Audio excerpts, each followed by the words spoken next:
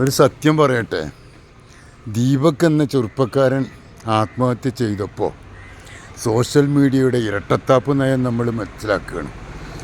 Social മീഡിയയിൽ എല്ലാവരും അല്ല കേട്ടോ, പ്രത്യേകിച്ച് ചാനലുകാർ, വാർത്താ ചാനലുകാർ.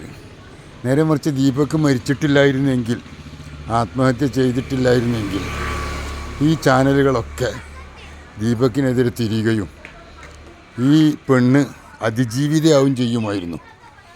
അതാണ് യഥാർത്ഥത്തിൽ യാഥാർത്ഥ്യം. ഈ പെണ്ണ് അതിജീവിത എന്ന് പേരിടും.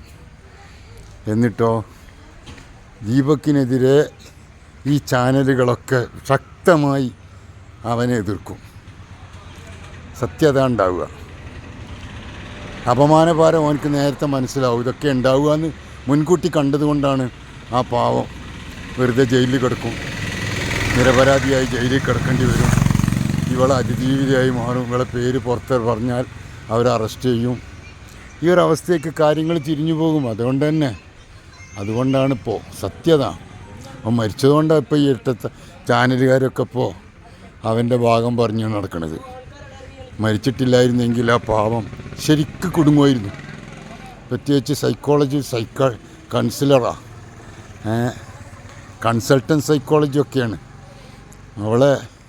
അവൾക്കങ്ങനെ അവൾക്കെല്ലാവരും കൂടി അതിജീവിത എന്ന് പേരിടും. അതുണ്ടാവുക. അവൾ വൈറലാവും ചെയ്യും. ഈ ഒരു അവസ്ഥയാണ് ഉണ്ടായിത്തീരുക.